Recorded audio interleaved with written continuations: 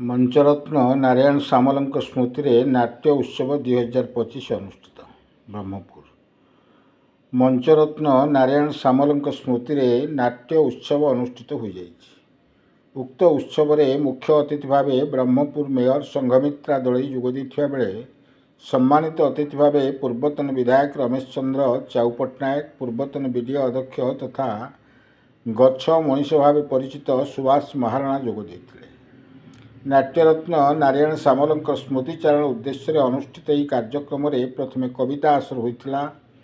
परे परे निमखंडी स्थित शिशु मंदिर छात्र छात्री माने महाभारतर पशा खेल उपर पर्यवेसित नाटक परिवेशन करते।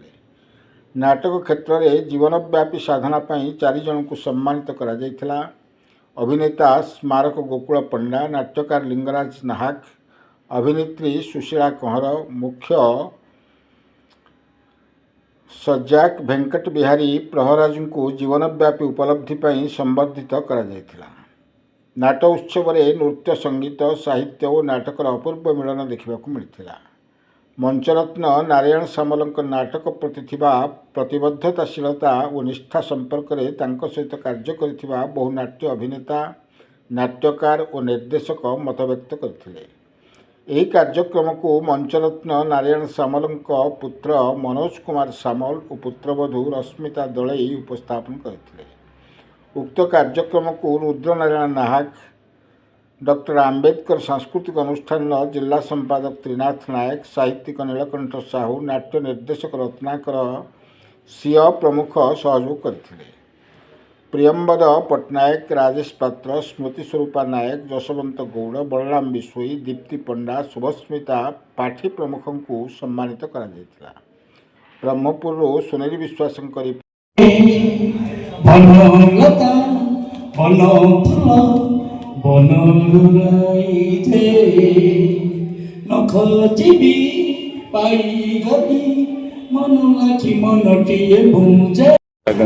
मन मनोज कुमार सामल फाउंडेशन सभापति। कौन कह आज स्मरण में बापा एक्चुअली मंचरत्न नारायण सामल उद्देश्य समर्पित सी नाटक सहित सारा जीवन को अनेक भाव जड़ित करते।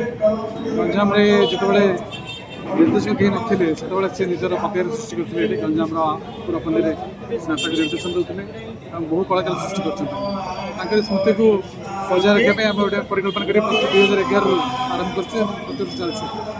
कुनी पिला नृत्य गीत नाटक परिवेशन कर पुरस्कृत कर समर्पित कर आज जो मैंने भाग कर कौन कहते आज अवसर में आम बहु प्रतिष्ठित नाट्यकार लिंगराज नाहक, बहु प्रतिष्ठित अभिनेता स्मारक गोकुल पंडा, मुख्य शासक जी कि बहु वर्ष धरी 50 वर्ष धरिक मेकअप कर विभिन्न नाटक द्विजराज, साहित्य क्षेत्र में विशेष उपलब्धि करते प्रहराज एमती एम समर्पित करते।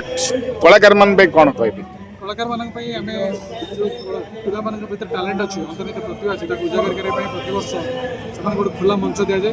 कौन कौन अनर ना पैसा बिना पैसा बिना शुल्क से मंच करें कि न कर स्टेज चढ़ने जो साहस अच्छे से सत्साहस जगह प्रेरणा।